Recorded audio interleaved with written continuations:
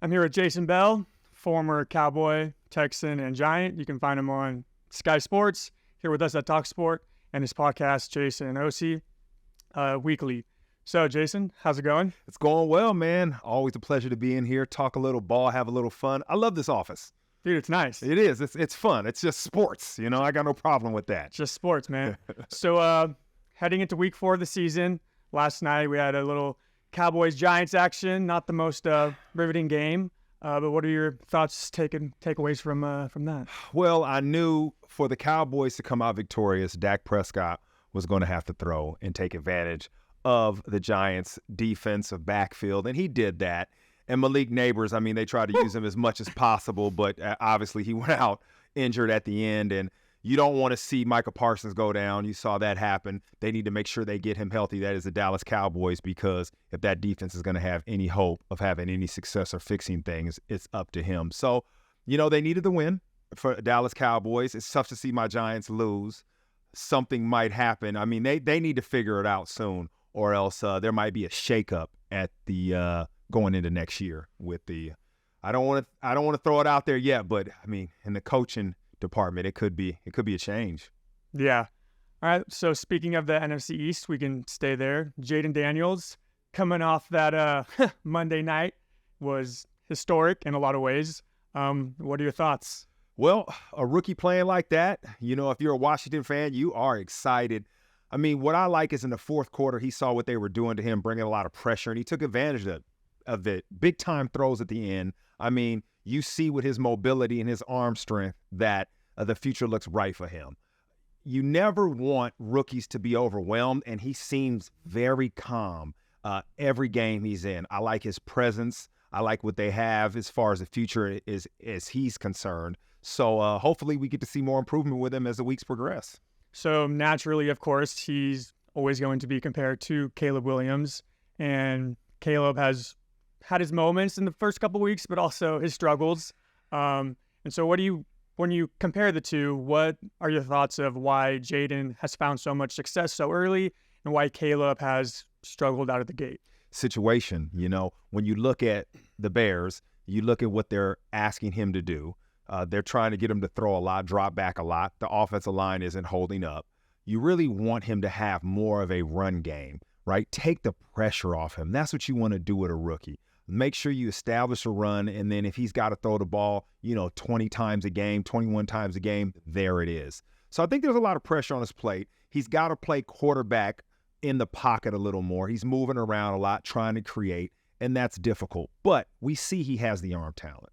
They're going to always compare these two because they're 1 and 2, but we know nothing about them and who they are yet. Trust me, we've seen rookie quarterbacks that first year struggle and go on to be great.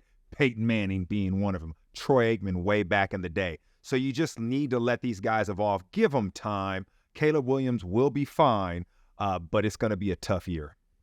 There you go. And they got the Rams limping into Chicago this weekend, coming off a huge win against the Niners. Is there a bit of a letdown spot coming, would you say, coming off such an emotional win, finally, defeating the Niners, Shanahan, and how banged up they are? Well, I look at Sean McVay, their head coach, and he finds a way to get them motivated. I mean, with all those injuries, I didn't think there was a chance they could win, right, but he thought there was a chance. So when you think about a letdown, that's what he's telling his team. That's what he's preparing them for. He's pushing them this week because he knows that's the thing at the door that he needs to avoid. So we'll see the best they have. One thing we know about Sean McVay is he's game plan specific. So whatever he has to do that week for them to be great, he will. So that's what's interesting to see. The Bengals, 0-3, going to Carolina, facing old friend Andy Dalton. Is it over for Cincinnati? No, never over for Cincinnati because you got Joe Burrow, especially when he gets T. Higgins and Jamar Chase back on the field playing together. How defenses are going to struggle to stop that. I hate that they start slowly each year. It's frustrating. I like Joe Burrow. I'm rooting for him. They're going to have to find a way next year to come out firing at all cylinders.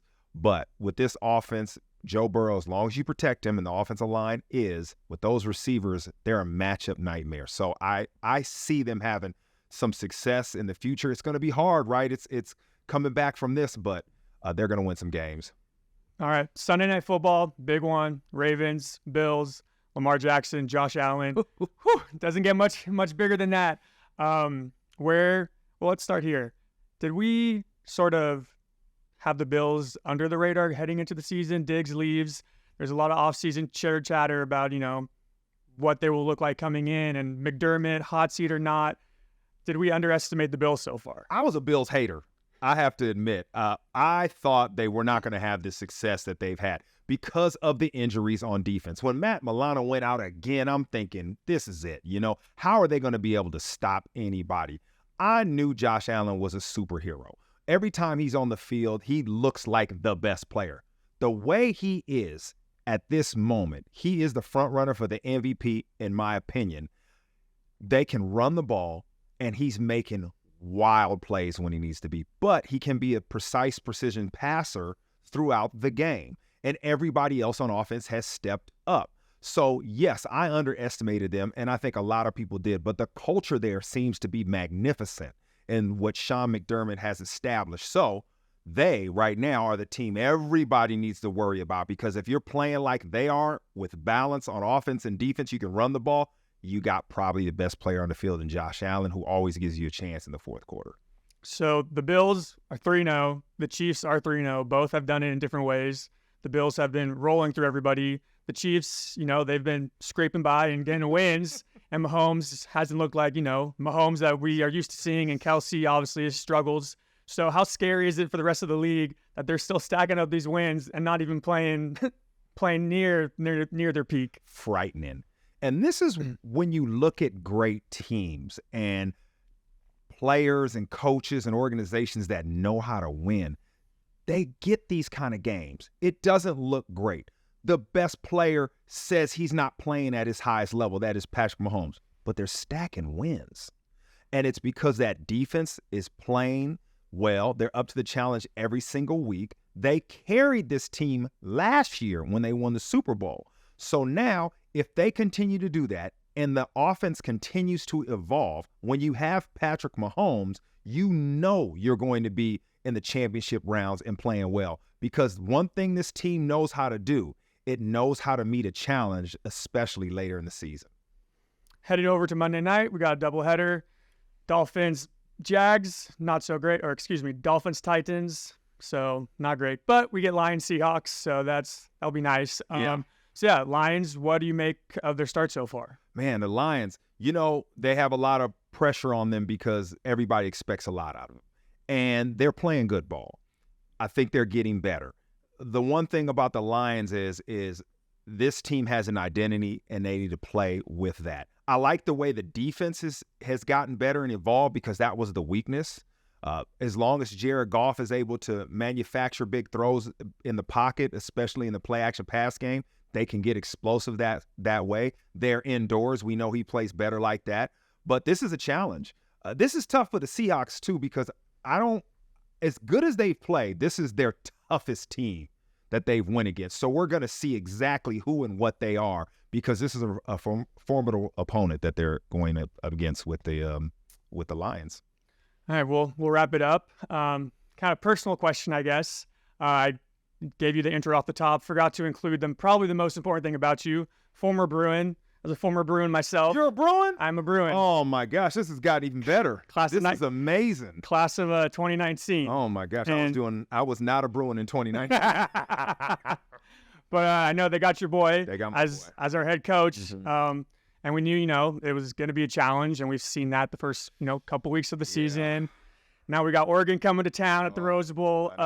What do you make so far? And just the next steps of where this program can go. How Deshaun's doing? What do you got? Well, Deshaun is a great friend of mine. Played with him, obviously, when I was at UCLA. Spent a lot of time with him. And one thing I know about him is his demeanor is always even. He's never overwhelmed. And you need that as a head coach, as a leader. Somebody who can deal and accept all challenges and make sure everybody knows what they need to do as a unit. And he does that. I'm going to say this, and this is my own opinion. It's a talent situation right now at UCLA. Now you got Deshaun in there. He's able to recruit. He's able to get other players in more depth. I think they need to do that, especially within the Big Ten Conference now. But it's all about stacking wins. And each week you want to get better at something, and Deshaun and the UCLA Bruins will do that because they're going to make sure they prepare each and every week to get ready for their challenge. There you go. I like that. Bruin family over here. So that's all we got for Jason. Jason, thank you so much for joining us and sitting down and talking ball, man. All right, man. Bruins for life.